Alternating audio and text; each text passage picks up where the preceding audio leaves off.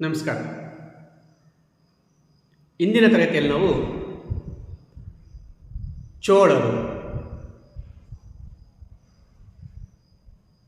ದಕ್ಷಿಣ ಭಾರತದ ಸಾಮ್ರಾಜ್ಯಗಳಲ್ಲಿ ಅತ್ಯಂತ ಪ್ರಾಚೀನವಾದಂತಹ ಸಾಮ್ರಾಜ್ಯವೇ ಚೋಳ ಸಾಮ್ರಾಜ್ಯ.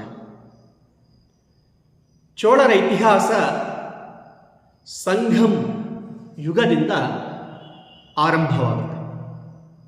ಸಂಘಂ ಅಂತೇಳಿದರೆ ತಮಿಳು ಸಾಹಿತ್ಯ ಸಂಘ ಎಂದರ್ಥ. ಸಾಶಾಪೂರ್ವ 200ರಿಂದ ಸಾಶ 500ರ ಕಾಲಾವಧಿಯಲ್ಲಿ 3 ಸಾಹಿತ್ಯ ಸಂಘಗಳು ಸಂಘಂ ಯುಗದಲ್ಲಿ ಕಂಡುಬರ್ತವೆ.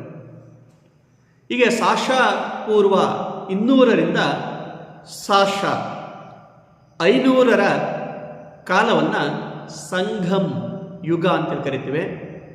ಈ ಕಾಲಘಟ್ಟದಲ್ಲಿ 3 ಸಾಹಿತ್ಯ ಸಂಘಗಳು, ತಮಿಳು ಸಾಹಿತ್ಯ ಸಂಘಗಳು ಕಂಡುಬರ್ತವೆ. ಮಧುರೈ ಪಾಂಡ್ಯರು, ಮಧುರೈಯನ್ನು ರಾಜಧಾನಿಯನ್ನಾಗಿ ಮಾಡಿಕೊಂಡು ಆಡಳಿತವನ್ನು ಮಾಡಿದಂಥ ಪಾಂಡ್ಯ ದೊರೆಗಳು ಈ ಸಂಘಂ ಸಾಹಿತ್ಯವನ್ನು ಪೋಷಿಸಿ ಬೆಳೆಸುವ ಕಾರ್ಯವನ್ನು ಮಾಡ್ತಾರೆ. ಮಧುರೈ ಭಾರತದ ಅತ್ಯಂತ ಪ್ರಾಚೀನ ನಗರಗಳಲ್ಲಿ ಸಹ ಒಂದಾಗಿದೆ. ಸುಮಾರು 2,500 ವರ್ಷಗಳಷ್ಟು ಭವ್ಯವಾದ ಇತಿಹಾಸವನ್ನು ಆ ಮಧುರೈ ನಗರ ಅಂತಕ್ಕಂಥದ್ದು ಹೊಂದಿದೆ. ಈ ಸಂಘಂ ಸಾಹಿತ್ಯದಲ್ಲಿ ರಚನೆಯಾದಂತಹ ಪ್ರಮುಖ ಕೃತಿಗಳು ತಿರುಕ್ಕುರಳ್, ಶಿಲಪ್ಪಾದಿಗಾರಂ ಮತ್ತು ಮಣಿಮೇಘಲೈ. ಇವು ಸಂಘಂ ಸಾಹಿತ್ಯದ ಪ್ರಮುಖ ಕೃತಿಗಳೆಂದು ಕರೆಯಲಾಗಿದೆ. ತಿರುವಳ್ಳವರ್ ಎಂಬುವನು ಈ ಕಾಲದ ಪ್ರಸಿದ್ಧನಾದಂತಹ ಕವಿ. ಕನ್ನಡ ಸಾಹಿತ್ಯದಲ್ಲಿ ಸರ್ವಜ್ಞ ಹೇಗೋ ಹಾಗೆ ತಮಿಳು ಸಾಹಿತ್ಯದಲ್ಲಿ ತಿರುವಳ್ಳವರ್, ಅವನನ್ನು ತಮಿಳುನಾಡಿನ ಸರ್ವಜ್ಞ ಅಂತಲೇ ಕರೆಯಲಾಗಿದೆ. ಅಂತಹ ಶ್ರೇಷ್ಠ ಕವಿ ಕಂಡುಬರುವುದು ಸಹ ಈ ಸಂಘಂ ಯುಗದ ಅವಧಿ. ಇನ್ನು ಚೋಳರ ಇತಿಹಾಸವನ್ನು ತಿಳಿದುಕೊಳ್ಳಲಿಕ್ಕೆ ಸಂಘಂ ಸಾಹಿತ್ಯವಲ್ಲದೆ ಅಶೋಕನ ಶಿಲಾಶಾಸನಗಳು ಸಹಾಯವನ್ನು ಮಾಡ್ತವೆ. ಇಳಯ್ಯಾನ್ ಚೋಳ ಈ ವಂಶದ ಮೊದಲ ದೊರೆ. ಉರೈಯೂರು ಎಂಬುದು ಇವರ ರಾಜಧಾನಿ ಕೇಂದ್ರ. ಕರಿಕಾಲ ಚೋಳ ಎಂತಕ್ಕಂಥವನು ಪ್ರಾಚೀನ ಚೋಳ ಸಂತತಿಯ ಅತ್ಯಂತ ಪ್ರಸಿದ್ಧನಾದಂಥ ಅರಸ. ಬಲಿಷ್ಠ ನೌಕಾಪಡೆಯನ್ನು ಕಟ್ಟುವ ಮೂಲಕ ಸಿಂಹಳ, ಸಿಲೋನ್ ಅಥವಾ ಈಗಿನ ಶ್ರೀಲಂಕಾವನ್ನು ಅವನು ಗೆಲ್ತಾನೆ.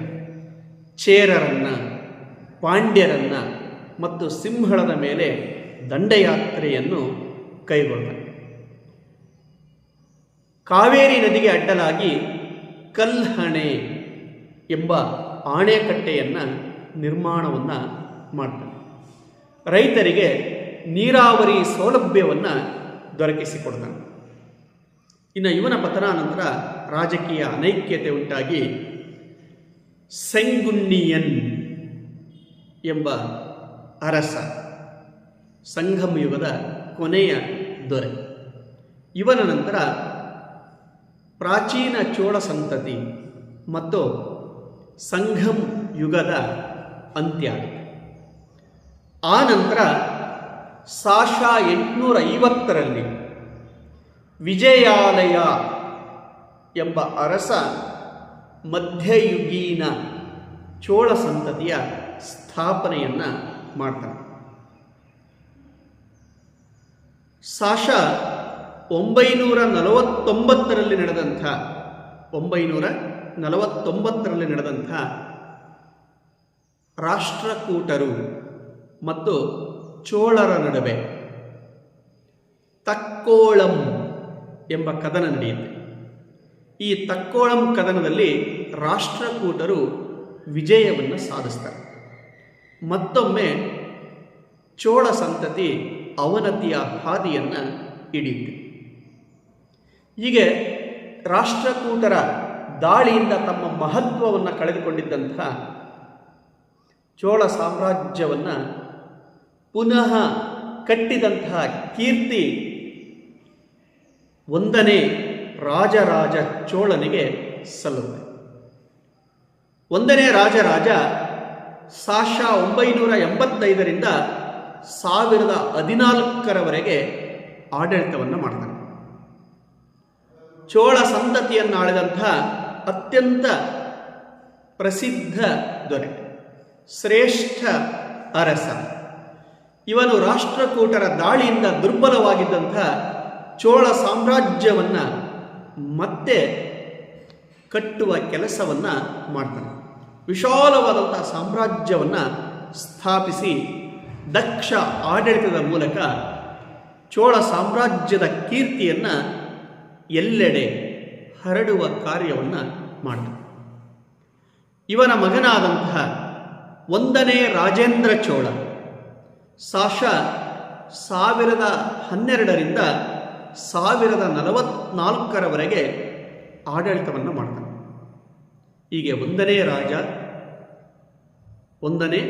ರಾಜರಾಜ ಮತ್ತು ಒಂದನೇ ರಾಜೇಂದ್ರ ಚೋಳರ ಆಡಳಿತ ಕಾಲದಲ್ಲಿ ವಿಶಾಲವಾದಂತಹ ಸಾಮ್ರಾಜ್ಯ ಸ್ಥಾಪನೆ ಆಗಿದ್ದಷ್ಟೇ ಅಲ್ಲದೆ ಧರ್ಮ, ಸಾಹಿತ್ಯ, ಶಿಕ್ಷಣ, ಕಲೆ, ವಾಸ್ತುಶಿಲ್ಪ ಮುಂತಾದ ಹಲವು ಕ್ಷೇತ್ರಗಳಲ್ಲಿ ಚೋಳರು ಮಹತ್ವಪೂರ್ಣವಾದಂಥ ಸಾಧನೆಗಳನ್ನು ಮಾಡ್ತಾರೆ. ಇನ್ನು ಚೋಳರ ಕುರಿತಾಗಿ ನಿಮಗೆ ಪರೀಕ್ಷೆಯಲ್ಲಿ 5 ಅಂಕದ ಅತ್ಯಂತ ಪ್ರಮುಖವಾದಂಥ ಪ್ರಶ್ನೆ ಬರುತ್ತೆ. ಆ ಪ್ರಶ್ನೆ ಯಾವುದು ಅಂತ ಹೇಳಿದರೆ ಚೋಳರ ಗ್ರಾಮಾಡಳಿತವನ್ನು ಕುರಿತು ಬರೆಯಿರಿ ಅಂತೇಳಿ 5 ಅಂಕಕ್ಕೆ ಪ್ರಶ್ನೆಯನ್ನು ಕೇಳ್ತಾರೆ. ಪ್ರತಿ ವರ್ಷ ದ್ವಿತೀಯ PUCಯ ವಾರ್ಷಿಕ ಪರೀಕ್ಷೆಯಲ್ಲಿ ಈ ಪ್ರಶ್ನೆಯನ್ನು ಕೇಳಲಾಗಿದೆ. ಹಾಗಾಗಿ ಪರೀಕ್ಷಾ ದೃಷ್ಟಿಯಿಂದ ಚೋಳ ಸಾಮ್ರಾಜ್ಯದಲ್ಲಿ ನಿಮಗೆ ಬರ್ಬೋದಾದಂಥ ಪ್ರಶ್ನೆ ಅಂತ ಹೇಳಿದರೆ ಚೋಳರ ಗ್ರಾಮಾಡಳಿತ. ಈಗ ನಾವು ಚೋಳರ ಆಡಳಿತ ಪದ್ಧತಿಯ ಬಗ್ಗೆ ತಿಳಿದುಕೊಳ್ಳೋಣ. ಚೋಳರು ವೀರ ಯೋಧರು ಮಾತ್ರ ಆಗಿರದೆ, ದಿಗ್ವಿಜಯಗಳಾಗಿರದೆ, ವಿಶಾಲ ಸಾಮ್ರಾಜ್ಯದ ನಿರ್ಮಾಪಕರಷ್ಟೇ ಅಲ್ಲದೆ ಉತ್ತಮ ಆಡಳಿತಗಾರರು ಸಹ ಆಗಿದ್ದರು. ಇವರ ಕಾಲದಲ್ಲಿ ಉತ್ತಮ ಆಡಳಿತ ಪದ್ಧತಿ ಅಂತಕ್ಕಂಥದ್ದು ಕಂಡುಬರುತ್ತೆ. ಚೋಳರು ಕೇಂದ್ರೀಕೃತ ಆಡಳಿತ ಪದ್ಧತಿಯನ್ನು ಹೊಂದಿದ್ದರು. ಅರಸನೇ ಎಲ್ಲ ಅಧಿಕಾರವನ್ನು ಕೇಂದ್ರೀಕರಿಸಿಕೊಂಡಿದ್ದರೂ ಸಹ ಅವರು ನಿರಂಕುಶರಾಗಿರಲಿಲ್ಲ. ಶಾಸಕಾಂಗ, ಕಾರ್ಯಾಂಗ, ನ್ಯಾಯಾಂಗದ ಸಮಸ್ತ ಅಧಿಕಾರಗಳು ರಾಜನಲ್ಲಿಯೇ ಕ್ರೋಢೀಕೃತವಾಗಿದ್ದರೂ ಅವನು ನಿರಂಕುಶನಾಗದೆ ಪ್ರಜೆಗಳ ಹಿತಕ್ಕಾಗಿ ತಾನು ಆಡಳಿತ ಎಂತಕ್ಕನ್ನೋದನ್ನು ನಡೆಸ್ತಾನೆ. ಇನ್ನು ರಾಜನ ನಂತರದ ಅಧಿಕಾರ ಅವನ ಮಕ್ಕಳಿಗೆ ಇರ್ತಾ ಇತ್ತು. ಯುವರಾಜರೇ ರಾಜರಾಗ್ತಕ್ಕಂಥ ಪದ್ಧತಿ ಅಂದರೆ ವಂಶಪಾರಂಪರ್ಯವಾದಂಥ ರಾಜಪ್ರಭುತ್ವ ಚೋಳರ ಕಾಲದಲ್ಲಿ ನಮಗೆ ಕಂಡುಬರುತ್ತೆ. ಇನ್ನು ರಾಜ ತನ್ನ ನೆರವಿಗಾಗಿ ಮಂತ್ರಿ ಮಂಡಲವನ್ನು ರಚಿಸಿಕೊಳ್ತಾನೆ. ಈ ಮಂತ್ರಿ ಮಂಡಲವನ್ನು ರಾಜನ ಆಪ್ತವರ್ಗ ಅಂತಲೂ ಸಹ ಕರೆಯಲಾಗ್ತಾ ಇತ್ತು. ಇದನ್ನು ಉದನಕೂಟಂ ಎಂದು ಕರೆಯಲಾಗಿದೆ.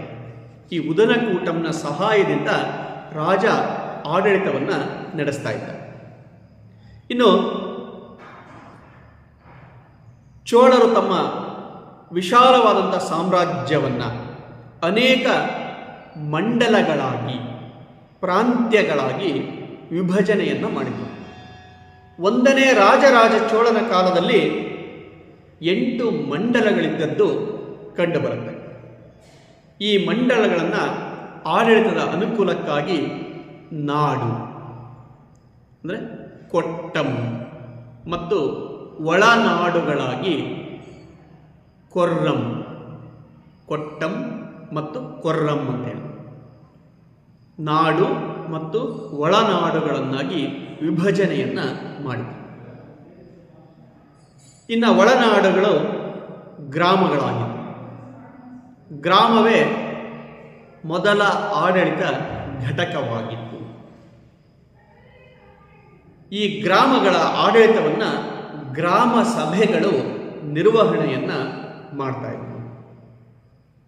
ಇಂದಿನ ತರಗತಿಯ ವಿಷಯವೇ ಚೋಳರ ಗ್ರಾಮ ಆಡಳಿತ. ಚೋಳರ ಗ್ರಾಮಾಡಳಿತವನ್ನು ವಿವರಿಸುವ ಶಾಸನ ಉತ್ತರ ಮೇರೂರು ಶಾಸನ. 1ನೇ ಪರಾಂತಕ ಚೋಳ ಎಂತಕ್ಕಂಥವನು ಈ ಶಾಸನವನ್ನು ರಚಿಸ್ತಾನೆ. 1ನೇ ಪರಾಂತಕ ಚೋಳ ರಚಿಸಿರುವ ಉತ್ತರ ಮೇರೂರು ಶಾಸನವು ಚೋಳರ ಗ್ರಾಮಾಡಳಿತದ ವಿವರವಾದಂತಹ ಮಾಹಿತಿಯನ್ನು ನಮಗೆ ನೀಡುತ್ತೆ. ಈ ಶಾಸನದಲ್ಲಿ ವಿವರಿಸಿರುವಂತೆ ಉತ್ತರ ಮೇರೂರು ಎಂಬ ಗ್ರಾಮವನ್ನು 30 ಕುಡುಂಬು ಅಂತೇಳಿದ್ರೆ ವಿಭಾಗ, 30 ಕುಡುಂಬಗಳಾಗಿ ವಿಭಜನೆಯನ್ನು ಮಾಡಲಾಗಿತ್ತು.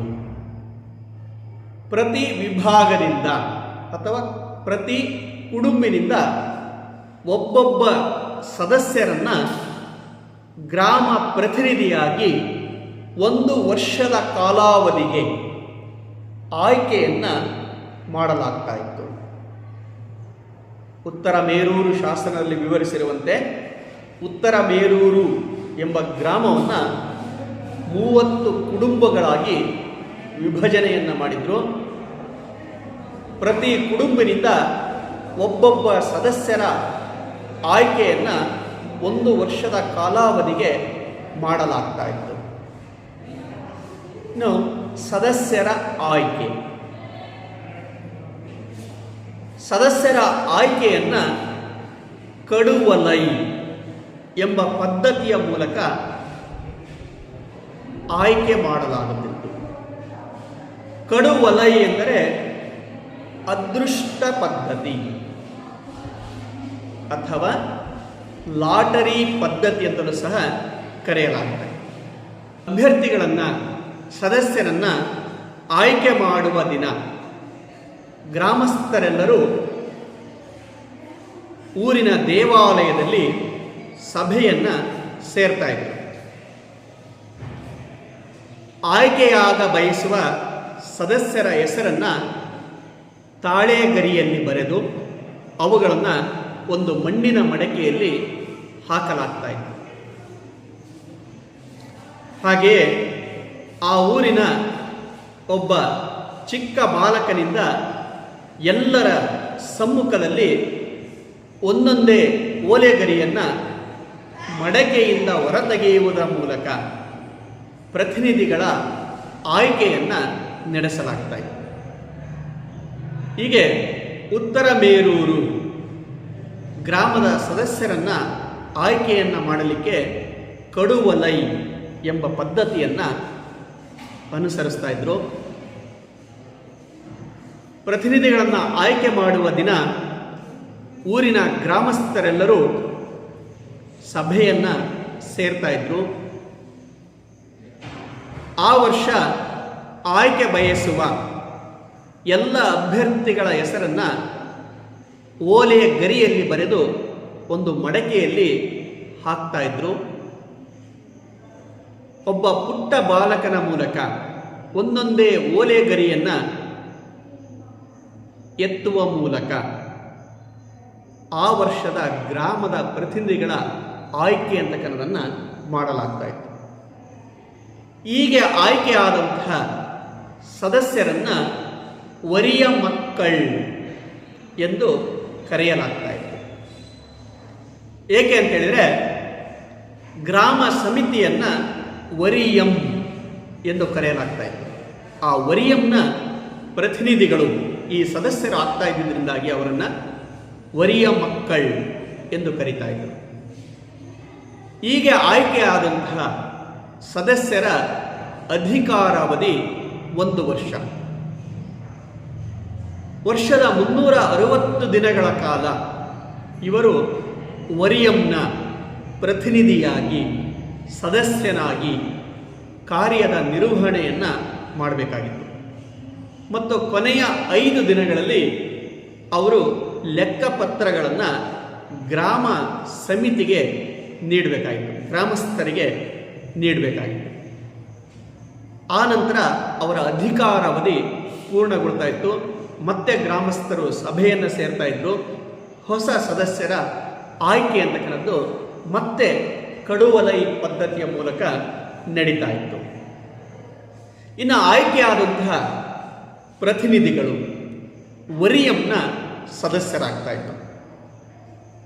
ಆಗ ಅಸ್ತಿತ್ವದಲ್ಲಿದ್ದಂಥ ಪ್ರಮುಖ ವರಿಯಂಗಳು ಅಥವಾ ಸಮಿತಿಗಳು ಅಂತ ಹೇಳಿದ್ರೆ ವಾರ್ಷಿಕ ಸಮಿತಿ, ಉದ್ಯಾನ ಸಮಿತಿ, ಕೆರೆಕಟ್ಟೆ ಸಮಿತಿ ಇನ್ನು ಮುಂತಾದ ಸಮಿತಿಗಳ ಸದಸ್ಯರಾಗಿ ಕಾರ್ಯವನ್ನು ನಿರ್ವಹಿಸ್ತಾ ಇದ್ದರು. ಇವರ ಪ್ರಮುಖ ಕರ್ತವ್ಯಗಳು, ಸದಸ್ಯರ ಪ್ರಮುಖ ಕರ್ತವ್ಯಗಳು: ಗ್ರಾಮದ ಆಸ್ತಿಯ ರಕ್ಷಣೆ. ಯಾವ ಗ್ರಾಮದ ಪ್ರತಿನಿಧಿಯಾಗಿ ಆಯ್ಕೆಯಾಗಿರ್ತಾ ಇದ್ರೋ ಆ ಗ್ರಾಮದ ಆಸ್ತಿಯ ರಕ್ಷಣೆಯ ಜವಾಬ್ದಾರಿ ಇವರದ್ದಾಗಿತ್ತು. ಕಂದಾಯದ ವಸೂಲಿ, ಗ್ರಾಮಸ್ಥರಿಂದ ವಿವಿಧ ತೆರಿಗೆಗಳನ್ನು ಸಂಗ್ರಹ ಮಾಡುವ ಕಾರ್ಯವನ್ನು ಮಾಡ್ತಾ ಇದ್ರು. ದೇವಾಲಯಗಳ ನಿರ್ಮಾಣ, ದೇವಾಲಯಗಳ ದುರಸ್ತಿ, ದೇವಾಲಯಗಳ ನಿರ್ವಹಣೆ ಇವರ ಮತ್ತೊಂದು ಪ್ರಮುಖ ಕಾರ್ಯ, ಕರ್ತವ್ಯವಾಗಿತ್ತು. ಆ ಊರಿನಲ್ಲಿ ದೇವಾಲಯಗಳ ನಿರ್ಮಾಣದ ಅವಶ್ಯಕತೆ ಇದ್ದರೆ ಹೊಸದಾಗಿ ದೇವಾಲಯಗಳನ್ನು ಕಟ್ತಾ ಇದ್ರು. ಅಲ್ಲಿ ದೇವಾಲಯಗಳಿಗಾಗಲೇ ಇದ್ದರೆ ಅವುಗಳ ನಿರ್ವಹಣೆ, ಅವುಗಳ ದುರಸ್ತಿಯನ್ನು ಮಾಡ್ತಕ್ಕಂಥದ್ದು, ಸುಣ್ಣ ಬಣ್ಣವನ್ನು ಹೊಡಿತಕ್ಕಂಥದ್ದು, ಹಾಗೆಯೇ ಏನಾದರೂ ಪ್ರಮುಖ ರಿಪೇರಿ ಕಾರ್ಯಗಳಿದ್ದರೆ ಅವುಗಳನ್ನು ಮಾಡುವ ಕೆಲಸವನ್ನು ಮಾಡ್ತಾಯಿದ್ರು. ಹೀಗೆ ದೇವಾಲಯಗಳ ನಿರ್ಮಾಣ, ದೇವಾಲಯಗಳ ನಿರ್ವಹಣೆ, ದೇವಾಲಯಗಳ ದುರಸ್ತಿ ಮತ್ತು ಧಾರ್ಮಿಕ ಕಾರ್ಯಗಳ ಮುಖಂಡತ್ವ. ಯಾವುದೇ ದೇವಾಲಯದಲ್ಲಿ ಧಾರ್ಮಿಕ ಕಾರ್ಯಗಳು ನಡೆದ್ರೂ ಅದರ ಮುಂದಾಳತ್ವವನ್ನು ಈ ಗ್ರಾಮ ಪ್ರತಿನಿಧಿಗಳು, ವರಿಯ ಮಕ್ಕಳು ವಹಿಸಬೇಕಿತ್ತು. ಇನ್ನು ಕೆರೆಕಟ್ಟೆಗಳ ನಿರ್ವಹಣೆ, ಗ್ರಾಮದ ಕೆರೆಗಳ ನಿರ್ವಹಣೆಯನ್ನು ಮಾಡಬೇಕಾಗಿತ್ತು, ಕೆರೆಗಳ ದುರಸ್ತಿಯನ್ನು ಮಾಡಬೇಕಾಗಿತ್ತು, ಕಾಲುವೆಗಳನ್ನು ನಿರ್ಮಿಸಬೇಕಾಗಿತ್ತು, ನೀರಿನ ಸಮರ್ಪಕ ನಿರ್ವಹಣೆಯನ್ನು ಮಾಡಬೇಕಾಗಿತ್ತು. ಹೀಗೆ ಕೆರೆಕಟ್ಟೆಗಳ ನಿರ್ಮಾಣದ ಕಾರ್ಯವನ್ನು ಮತ್ತು ನಿರ್ವಹಣೆಯ ಕಾರ್ಯವನ್ನು ಮಾಡ್ತಾಯಿದ್ರು. ಇನ್ನು ನೆಡುತೋಪುಗಳ ನಿರ್ಮಾಣ. ಚೋಳರ ಗ್ರಾಮಾಡಳಿತದ ಮತ್ತೊಂದು ವೈಶಿಷ್ಟ್ಯ ಅಂತ ಹೇಳಿದ್ರೆ ಪ್ರತಿಯೊಂದು ಗ್ರಾಮಗಳಲ್ಲಿಯೂ ನೆಡುತೋಪುಗಳಿವೆ. ಗ್ರಾಮದ ಭೂಮಿಯಲ್ಲಿ ಅವರು ನೆಡುತೋಪುಗಳನ್ನು, ಸಸ್ಯಗಳನ್ನು ನೆಡುವುದರ ಮೂಲಕ ನೆಡುತೋಪುಗಳ ನಿರ್ಮಾಣ ಕಾರ್ಯ ಮತ್ತು ಅವುಗಳ ನಿರ್ವಹಣೆಯನ್ನು ಇವರು ಮಾಡಬೇಕಾಗಿತ್ತು. ಇನ್ನು ಪ್ರತಿಯೊಂದು ಗ್ರಾಮಕ್ಕೂ ಅರಣ್ಯಗಳಿರ್ತಾ ಇತ್ತು, ಗ್ರಾಮ ಅರಣ್ಯ. ನೆಡುತೋಪುಗಳನ್ನು ನಿರ್ಮಾಣ ಮಾಡ್ತಾ ಮಾಡ್ತಾ ಅದು ಅರಣ್ಯವಾಗಿ ಬೆಳೀತಾ ಇತ್ತು. ಆ ಅರಣ್ಯಗಳ ರಕ್ಷಣೆಯನ್ನು ಮಾಡಬೇಕಾಗಿತ್ತು. ಆ ಅರಣ್ಯಗಳ ಉಸ್ತುವಾರಿಯನ್ನು ನೋಡ್ಕೊಳ್ಬೇಕಾಗಿತ್ತು. ಹೀಗೆ ಅನೇಕ ಕೆಲಸ ಕಾರ್ಯಗಳನ್ನು, ಗ್ರಾಮದ ಆಸ್ತಿಯ ರಕ್ಷಣೆ, ಕಂದಾಯದ ವಸೂಲಿ, ದೇವಾಲಯಗಳ ನಿರ್ಮಾಣ ಮತ್ತು ನಿರ್ವಹಣೆ, ಕೆರೆಕಟ್ಟೆಗಳ ನಿರ್ಮಾಣ ಮತ್ತು ನಿರ್ವಹಣೆ, ನೆಡುತೋಪುಗಳ ನಿರ್ಮಾಣ, ಅರಣ್ಯದ ರಕ್ಷಣೆ, ಇವುಗಳಲ್ಲದೆ ಶಿಕ್ಷಣ, ಗ್ರಾಮದ ದೇವಾಲಯಗಳೇ ಶಿಕ್ಷಣದ ಕೇಂದ್ರಗಳಾಗಿದ್ದವು. ಅಲ್ಲಿ ಶಿಕ್ಷಣಕ್ಕೆ ಬೇಕಾದಂಥ ವ್ಯವಸ್ಥೆಯನ್ನು ಇವರು ಮಾಡಬೇಕಾಗಿತ್ತು. ಊರಿಗೆ ನೀರಿನ ಸರಬರಾಜು, ಹೀಗೆ ಗ್ರಾಮಕ್ಕೆ ಬೇಕಾದಂಥ ಎಲ್ಲ ವ್ಯವಸ್ಥೆಗಳನ್ನು ಇವರು ಮಾಡಿಕೊಡಬೇಕಾಗಿತ್ತು. ಇಂತಹ ಒಂದು ವ್ಯವಸ್ಥಿತವಾದಂಥ ಗ್ರಾಮಾಡಳಿತ ನಮಗೆ ಉತ್ತರ ಮೇರೂರಿನಲ್ಲಿ ಕಂಡುಬರುತ್ತೆ. ಇನ್ನು ಈ ಎಲ್ಲ ಕೆಲಸ ಕಾರ್ಯಗಳನ್ನು ಸಭೆಯ ಮೂಲಕ ಮಾಡ್ತಾಯಿದ್ದರು, ಗ್ರಾಮ ಸಮಿತಿಯ ಮೂಲಕ ಮಾಡ್ತಾಯಿದ್ದರು. ಯಾವುದೇ ಕೆಲಸ ಕಾರ್ಯಗಳನ್ನು ಮಾಡುವ ಮುಂಚೆ ಸಭೆಗಳನ್ನು ನಡೆಸಬೇಕಾಗಿತ್ತು ಮತ್ತು ಆ ಸಭೆಯಲ್ಲಿ ನಡೆದಂತಹ ನಡಾವಳಿಗಳನ್ನು ಅವರು ದಾಖಲೆ ಅಂತಕ್ಕನ್ನೋದನ್ನು ಮಾಡಬೇಕಾಗಿತ್ತು. ಅನಾವಶ್ಯಕವಾಗಿ ಕೇಂದ್ರಾಡಳಿತವು ಗ್ರಾಮಾಡಳಿತದಲ್ಲಿ ಪ್ರವೇಶವನ್ನು ಮಾಡ್ತಾ ಇರಲಿಲ್ಲ. ಹಾಗಾಗಿನೇ ಚೋಳರ ಆಡಳಿತದ ಪ್ರಮುಖ ಲಕ್ಷಣ ಅಂತೇಳಿದರೆ ಗ್ರಾಮ ಸ್ವಾಯತ್ತತೆ. ಅಂದರೆ ಗ್ರಾಮಗಳು ಸಂಪೂರ್ಣವಾಗಿ ಸ್ವತಂತ್ರವಾಗಿ ಕಾರ್ಯದ ನಿರ್ವಹಣೆ ಅಂತಕ್ಕನ್ನೋದನ್ನು ಮಾಡ್ತಾ ಇದ್ದರು. ಹಾಗೆಯೇ ಗ್ರಾಮದ ಸದಸ್ಯರಾಗಬೇಕು ಅಂತೇಳಿದರೆ ಕೆಲವೊಂದು ಅರ್ಹತೆಗಳನ್ನು ಮತ್ತು ಅನರ್ಹತೆಗಳನ್ನು ನಿಗದಿ ಅಂತಕ್ಕನ್ನೋದನ್ನು ಮಾಡಿದರು. ಹಾಗಾದರೆ ಗ್ರಾಮದ ಸದಸ್ಯನಾಗಲಿಕ್ಕೆ ಬೇಕಾದಂಥ ಅರ್ಹತೆಗಳು ಯಾವ್ಯಾವು ಅಂತೇಳಿ ನಾವು ನೋಡೋದಾದರೆ, ಮೊದಲನೇದಾಗಿ ಆಸ್ತಿಯ ಅರ್ಹತೆ ಅಥವಾ ಆಸ್ತಿಯ ಮಿತಿ. ಗ್ರಾಮದ ಸದಸ್ಯನಾಗ ಬಯಸುವ ಅಭ್ಯರ್ಥಿಯು ಕನಿಷ್ಠ ಅರ್ಧ ಎಕರೆ ತೆರಿಗೆ ಕೊಡುವ ಭೂಮಿಯನ್ನು ಹೊಂದಿರಬೇಕಿತ್ತು. ಯಾರು ಗ್ರಾಮದ ಸದಸ್ಯನಾಗಲಿಕ್ಕೆ ಬಯಸ್ತಾನೋ ಆ ಅಭ್ಯರ್ಥಿ ಕನಿಷ್ಠ ಪಕ್ಷ ಅರ್ಧ ಎಕರೆ ತೆರಿಗೆ ಕೊಡುವ ಭೂಮಿಯನ್ನು ಹೊಂದಿರುವುದು ಕಡ್ಡಾಯವಾಗಿತ್ತು. ಇನ್ನು ಎರಡನೆಯ ಅರ್ಹತೆ,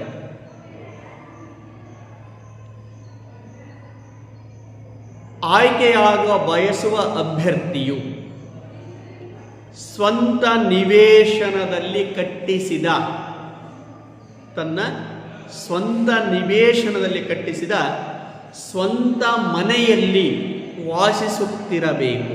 ಅಂದರೆ ಆ ಗ್ರಾಮದ ವ್ಯಕ್ತಿಯೇ ಆಗಿರಬೇಕು, ಅವನಿಗೆ ಸ್ವಂತ ನಿವೇಶನ ಇರಬೇಕು, ತನ್ನ ಸ್ವಂತ ನಿವೇಶನದಲ್ಲಿಯೇ ಅವನು ಮನೆಯನ್ನು ಕಟ್ಟಿಕೊಂಡು ಅಲ್ಲಿಯೇ ಅವನು ವಾಸಿಸುತ್ತಿರಬೇಕು. ಅಂದರೆ ಆ ಗ್ರಾಮದ ಸದಸ್ಯರ ಆಗಬೇಕಾದ್ರೆ ಆ ಗ್ರಾಮದ ವ್ಯಕ್ತಿಯೇ ಆಗಿರಬೇಕಾಗಿತ್ತು. ಹೀಗೆ ಸ್ವಂತ ನಿವೇಶನದಲ್ಲಿ ಕಟ್ಟಿಸಿದ ಸ್ವಂತ ಮನೆಯಲ್ಲಿ ಅವನು ವಾಸವನ್ನು ಮಾಡಬೇಕಿತ್ತು. ಇನ್ನು ಮೂರನೇದು ವಯಸ್ಸಿನ ಅರ್ಹತೆ. ವಯಸ್ಸಿನ ಅರ್ಹತೆ ಕನಿಷ್ಠ 35 ವರ್ಷ ವಯಸ್ಸಿನವರಾಗಿರಬೇಕು. ಆ ಗ್ರಾಮದ ಸದಸ್ಯನಾಗಬೇಕು ಅಂತೇಳಿದರೆ ಕನಿಷ್ಠ ಅಂದರೂ 35 ವರ್ಷ, ಗರಿಷ್ಠ 70 ವರ್ಷ. 35 ವರ್ಷಕ್ಕಿಂತ ಹೆಚ್ಚಿನವರಾಗಿರಬೇಕು ಮತ್ತು 70 ವರ್ಷಕ್ಕಿಂತ ಕಡಿಮೆ ವಯಸ್ಸಿನವರಾಗಿರಬೇಕಿತ್ತು.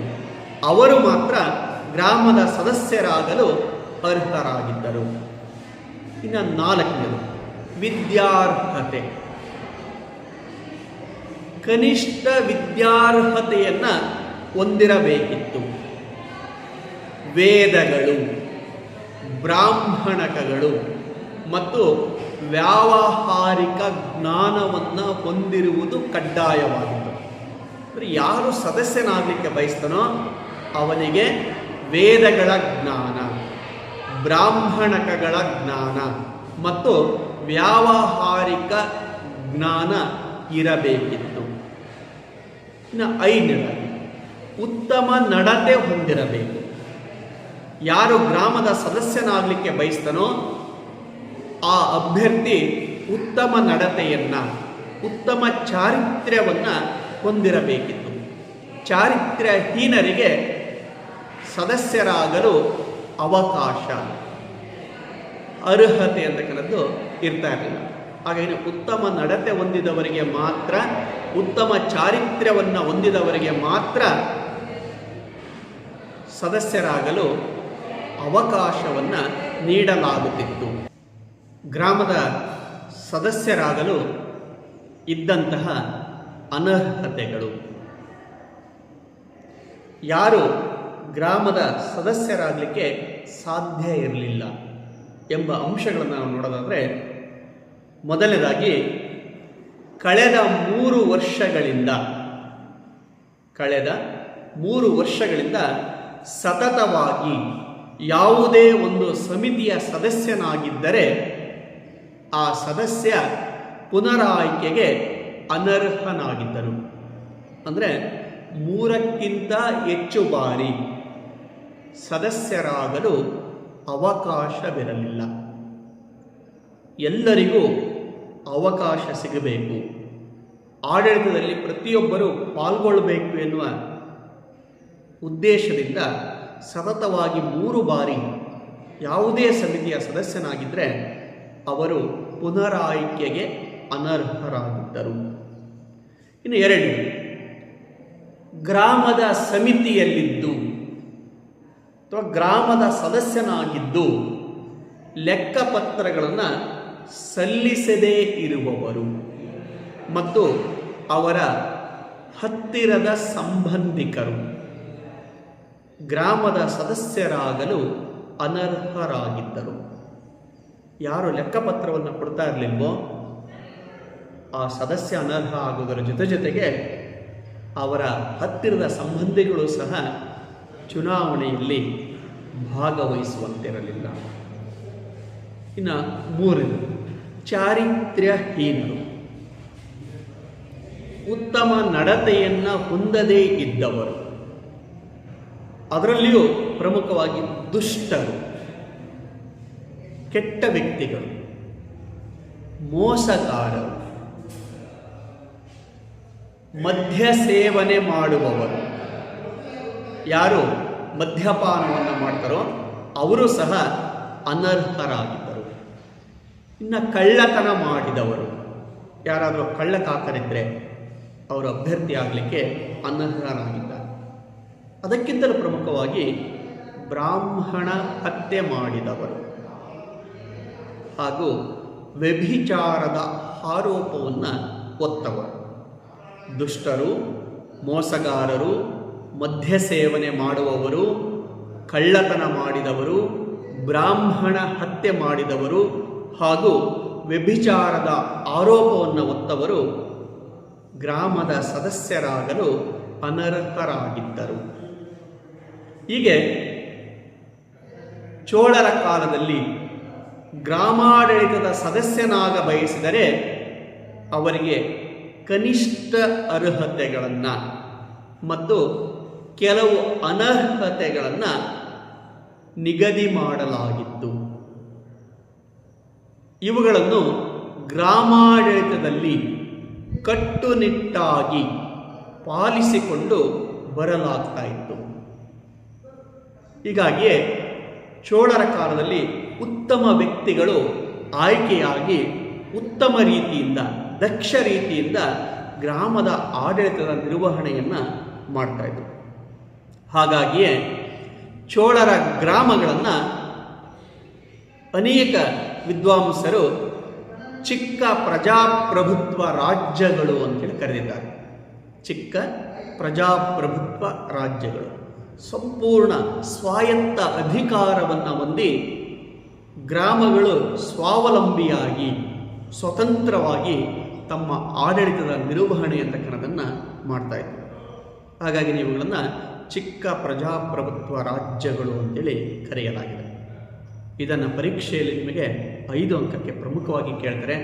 ಚೋಳರ ಗ್ರಾಮಾಡಳಿತ, ಅದನ್ನು ನೀವು ಚೆನ್ನಾಗಿ ಓದಿಕೊಂಡು ಬರೀರಿ.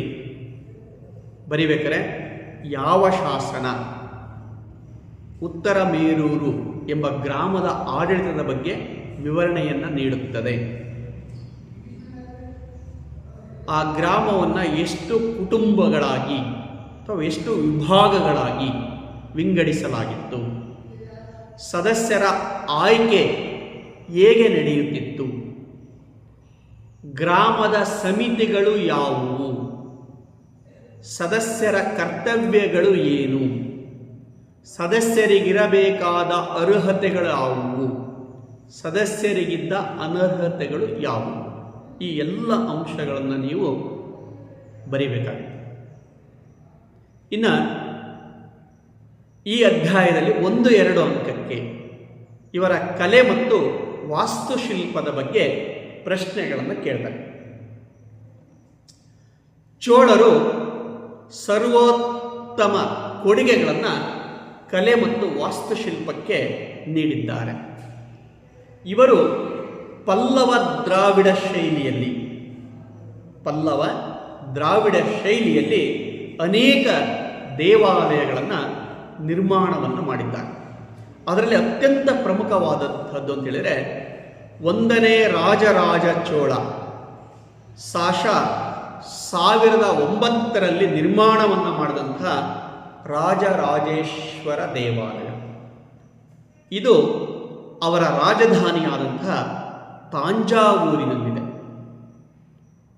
ಈ ದೇವಾಲಯವು ಭಾರತದಲ್ಲಿಯೇ ಅತ್ಯಂತ ದೊಡ್ಡ ದೇವಾಲಯ. ಹಾಗಾಗಿಯೇ ಈ ದೇವಾಲಯವನ್ನು ಬೃಹದೇಶ್ವರ ದೇವಾಲಯ ಎಂದು ಕರೆಯಲಾಗುತ್ತದೆ. ಇನ್ನು ಈ ದೇವಾಲಯದ ವೈಶಿಷ್ಟ್ಯ ಅಂತ ಹೇಳಿದರೆ 200 ಅಡಿ ಎತ್ತರದ ಶಿಖರವನ್ನು ಗರ್ಭಗೃಹದ ಮೇಲೆ ನಿರ್ಮಾಣವನ್ನು ಮಾಡಲಾಗಿದೆ. ಇಷ್ಟು ಎತ್ತರವಾದಂಥ ಗೋಪುರ ಭಾರತದ ಯಾವ ದೇವಾಲಯಗಳನ್ನು ನಾವು ನೋಡಲಿಕ್ಕೆ ಸಾಧ್ಯವಿಲ್ಲ. ಆ 200 ಅಡಿ ಎತ್ತರದ ಗೋಪುರ ಈ ದೇವಾಲಯದ ಒಂದು ವೈಶಿಷ್ಟ್ಯವಾದರೆ, ಮತ್ತೊಂದು ಗರ್ಭಗುಡಿಯಲ್ಲಿರ್ತಕ್ಕಂಥ ಶಿವನ ಲಿಂಗ. ಹಾಗೆಯೇ ಗರ್ಭಗುಡಿಗೆ ಎದುರಾಗಿ ಶಿವನಿಗೆ ಮುಖ ಮಾಡಿ ಕುಳಿತಿರುವ ನಂದಿಯ ವಿಗ್ರಹ ಮತ್ತು ನಂದಿಯ ಮಂಟಪ ಹಾಗೂ ದ್ವಾರಪಾಲಕರ ಸುಂದರವಾದಂಥ ಕೆತ್ತನೆಗಳು ಈ ದೇವಾಲಯದ ವೈಶಿಷ್ಟ್ಯಗಳಾಗಿವೆ. ಇದಾದ ನಂತರ ಇವನ ಮಗ 1ನೇ ರಾಜೇಂದ್ರ ಚೋಳ ಗಂಗೈಕೊಂಡ ಚೋಳಪುರಂನಲ್ಲಿ ನಿರ್ಮಾಣವನ್ನು ಮಾಡಿದಂಥ ಶಿವನ ದೇವಾಲಯ. ಈ ದೇವಾಲಯದ ವೈಶಿಷ್ಟ್ಯ ಅಂತ ಹೇಳಿದರೆ 150 ಅಡಿ ಎತ್ತರದ ಶಿಖರ ಮತ್ತು 50 ಕಂಬಗಳಿಂದ ಕೂಡಿದಂಥ ವಿಶಾಲವಾದಂಥ ಸಭಾಮಂಟಪ. ಇದು ಈ ದೇವಾಲಯಗಳ ವೈಶಿಷ್ಟ್ಯಗಳಾಗಿವೆ. ಇವುಗಳಲ್ಲದೆ ಹೊನ್ನೇನಹಳ್ಳಿಯ ರಾಮೇಶ್ವರ ದೇವಾಲಯ, ಕೋಲಾರದ ಕೋಲಾರದಮ್ಮ ದೇವಾಲಯ, ಶ್ರೀನಿವಾಸನಲ್ಲೂರಿನ ಕೊರಂಗನಾಥ ದೇವಾಲಯ, ನೊಣವಿಕೆರೆಯ ನೊಣಬೇಶ್ವರ ದೇವಾಲಯ, ಧಾರಾಶುರಂನ ಐರಾವತೇಶ್ವರ ದೇವಾಲಯ ಮತ್ತು ನಂದಿ ಮಂಟಪಗಳು ಇವರ ಪ್ರಮುಖವಾದಂಥ ರಚನೆಗಳು ಆಗಿವೆ. ಇನ್ನು ಮೂರ್ತಿ ಶಿಲ್ಪ. ಚೋಳರ ಕಾಲದಲ್ಲಿ ಮೂರ್ತಿ ಶಿಲ್ಪ ಅಭಿವೃದ್ಧಿಯನ್ನು ಹೊಂದುತ್ತೆ. ಭಾರತೀಯ ಕಲೆಯಲ್ಲಿ ಇದು ವಿಶಿಷ್ಟ ಸ್ಥಾನವನ್ನು ಸಹ ಪಡೆದಿದೆ. ವಿವಿಧ ದೇವಾಲಯಗಳಲ್ಲಿ ನಿರ್ಮಿಸಿರ್ತಕ್ಕಂಥ ಶಿವ, ಬ್ರಹ್ಮ, ವಿಷ್ಣು, ಕಾಳಿಂಗ ಮರ್ಧನ, ನಟರಾಜ, ಶ್ರೀದೇವಿ, ಭೂದೇವಿಯರ ಕಲ್ಲಿನ ಮತ್ತು ಲೋಹದ ಪ್ರತಿಮೆಗಳು ಅತ್ಯಾಕರ್ಷಕವಾಗಿ ಮೂಡಿಬಂದಿವೆ. ಅದರಲ್ಲೂ ನಟರಾಜನ ಕಂಚಿನ ವಿಗ್ರಹ ಚೋಳರ ಅತ್ಯುತ್ತಮ ಕಲಾ ಕೊಡುಗೆ ಎಂದೇ ಹೆಸರಾಗಿದೆ. ನೃತ್ಯ ಶೈಲಿಯಲ್ಲಿರ್ತಕ್ಕಂಥ ನಟರಾಜನ ವಿಗ್ರಹ ಇವರ ಮೂರ್ತಿ ಶಿಲ್ಪಕ್ಕೆ ಕೊಟ್ಟಂತಹ ಶ್ರೇಷ್ಠ ಕೊಡುಗೆ ಎಂದರೂ ತಪ್ಪಾಗಲಾರದು. ಹೀಗೆ ಚೋಳರು ಗ್ರಾಮಾಡಳಿತಕ್ಕೆ ಮಾತ್ರ ಹೆಸರುವಾಸಿಯಾಗಿರದೆ ಕಲೆ ಮತ್ತು ವಾಸ್ತುಶಿಲ್ಪಕ್ಕೂ ಸಹ ವಿಶಿಷ್ಟ ಕೊಡುಗೆಯನ್ನು ನೀಡಿ ಭಾರತದ ಚರಿತ್ರೆಯಲ್ಲಿ ಅತ್ಯಂತ ಉನ್ನತವಾದಂತಹ ಸ್ಥಾನವನ್ನು ಗಳಿಸಿದ್ದಾರೆ. ಎಲ್ಲರಿಗೂ ನಮಸ್ಕಾರ.